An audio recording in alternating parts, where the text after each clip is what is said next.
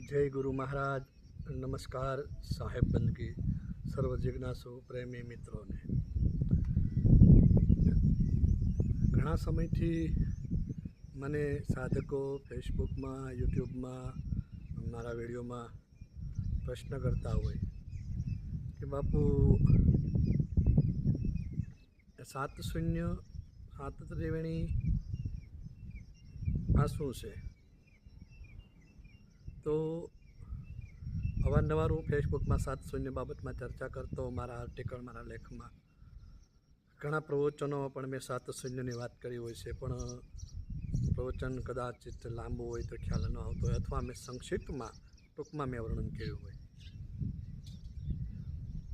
घणा एम के मात्र तमे 7-0 पर खाली एकादू प्रवचन करो, एकादू विडियो बनावो, खाली 7 त्रिवेणी पर बनावो, 7 जे चक्र से एना जे 7 कमल से एनी पर विडियो बनावो। आवुं घणा जिज्ञासुओ प्रेमी मित्रों मने कहेता होय छे।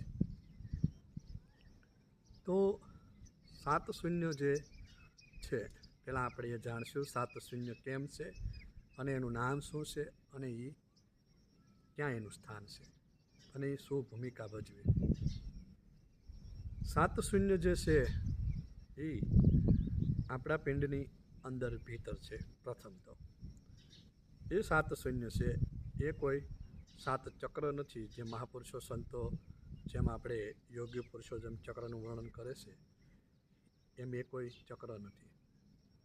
7-0 छे ये भीतर छे अने ये आ चर्मचक्षुथी आ आँखोथी देखावानो विषय नथी।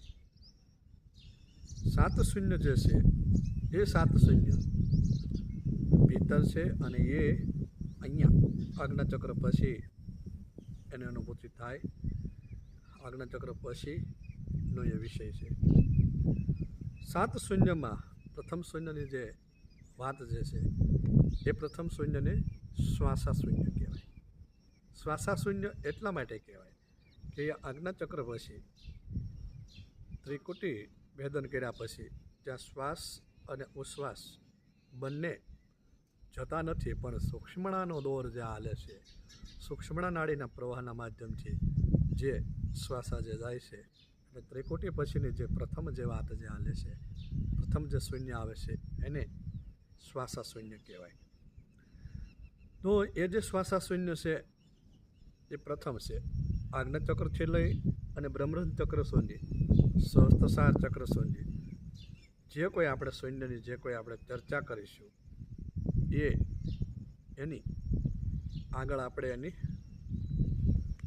वात करीशुं के ये शून्य जे छे ए केम छे अने केवी रीते छे। तो प्रथम छे ये श्वासा-शून्य छे। बीजी जे शून्य जे छे आज्ञाचक्र पछीनी ए बीजी जे शून्य छे एने रणुकार शून्य कहेवाय। रणुकार शून्य एटले अवाज, नाद, जे नाद जे वागी रह्यो छे ए अवाज जे वागी रह्यो छे ए अवाजनी ए बीजी छे ए शून्य छे।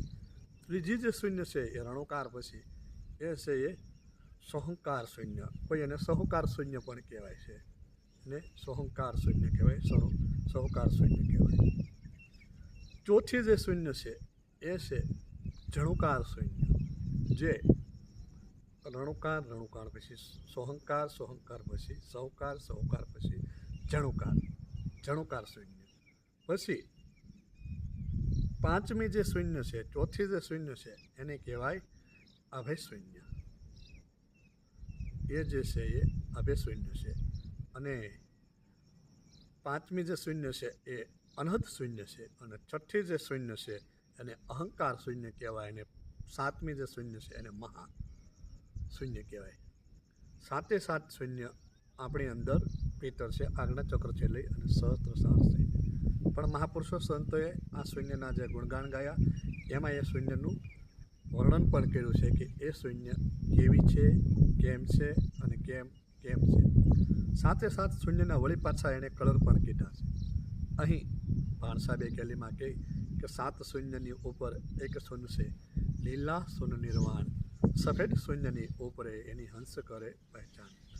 अभय शून्य अने महाशून्य આ જે 2 શૂન્ય છે એનું એને છેલ્લે લાસ્ટમાં વર્ણન કર્યું કે 7 શૂન્યની ઉપર એક શૂન્ય છે, લીલા શૂન્ય નિર્વાણ, સફેદ શૂન્યની ઉપર હંસ કરે એની પહેચાન.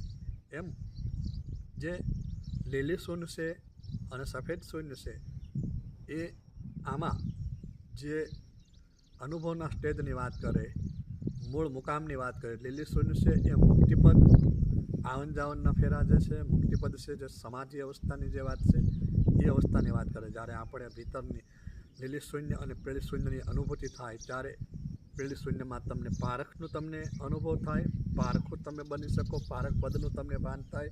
પારખ પદ એટલે કોઈ ભૌતિક રેણીથી, કેણીથી, વાણીથી એથી તમે પારખ પદ ન પામી શકો. પણ જ્યારે ભીતર તમને જ્યારે શૂન્યની જ્યારે તમને મુલાકાત થાય, શૂન્યનો જ્યારે તમને અનુભવ થાય, શૂન્યને જ્યારે તમે જોઈ શકો ત્યારે તમે પારખતમ બની શકો, તમને પારખ પદ તમને લાગુ પડે. એવી જ રીતે ભીતર હું ઘણીવાર વર્ણન કરતો હોઉં કે એક પદ જે એક શૂન્ય જે છે એમાં અમૃત જે ઝરીડું છે એ અમૃતમાં અમર પુરુષનો જે વાત છે. એક શૂન્ય એવી રીતે કહે કે જ્યાં બંકનાળની જ્યાં બજાર જ્યાં આવેલી છે જેમાં બંકનાળ જે છે, એમ અહીંયા ભીતર 2 શૂન્યને વધારે મહત્ત્વ આપ્યું છે. આમ તો દરેક સંતોએ સહજ શૂન્યનું કીધું છે, પણ સહજ શૂન્ય એમ થવાતું નથી, સહજ શૂન્યમાં એમ જવાતું નથી, સહજ શૂન્યને એમ અનુભવાતું નથી. એનું કારણ છે કે આ 7 શૂન્યને અનુભવ કર્યા સિવાય તમે સહજ શૂન્યમાં જઈ ન શકો. અર્થાત કે જેમ મહાશૂન્યમાં જવા માટે તમારે 7 શૂન્યને વેદન કરવું પડે, એમ સહજ શૂન્યમાં તમે જઈ શકો નહીં.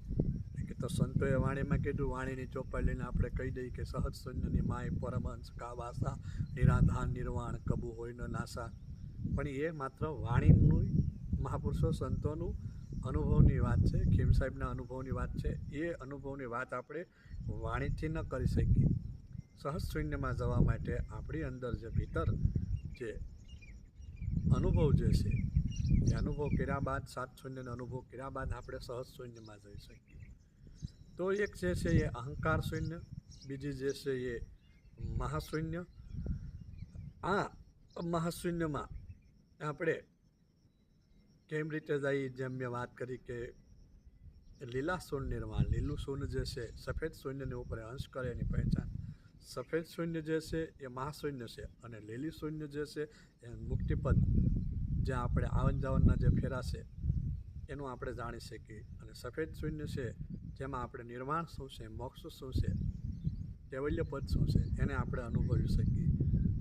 જ્યાં આપણે ગગનમંડળમાં જે આપણે જે શૂન્ય જે આપણે 5મી જે રમણ કરી રહ્યા છે ને 5મી જેને આપણે જાણીએ, જેને અનુભવી, જેને અભય શૂન્ય કહેવામાં આવે છે. અભય શૂન્ય એટલે જ્યાં આપણને કોઈ પણ પ્રકારનું જન્મ અને મરણનો ભય રહેતો નથી, આવન અને જાવનનો હવે આપણે ભય મટી ગયો, એને આપણે અભય શૂન્ય કહેવામાં આવે. પણ દરેક સંતોએ સહજ શૂન્ય અને મહાશૂન્યના ગુણગાન ગાયા, પણ દરેક સંતોએ લીલી શૂન્ય અને સફેદ શૂન્યના ગુણગાન ગાયા, પણ દરેક સંતોએ આ જે શૂન્યનો મહિમા ગાયો છે.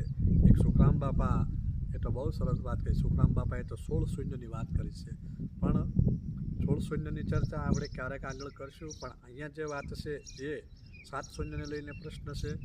અને પોચા ભગતે તો ચોખ્ખું કીધું કે 7 શૂન્ય જે વેદન કર જાવે, જરા મરણ મટ જાવે, ભોજો ભગત કહે પણ જો કોઈ બ્રહ્મિત ગુરુ મળે તો આ દેહથી જ અભયપદને પાવે.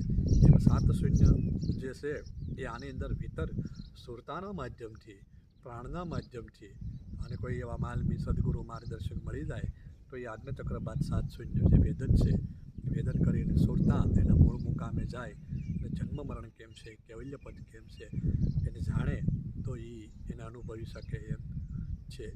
બોલ સદગુરુ મહારાજ.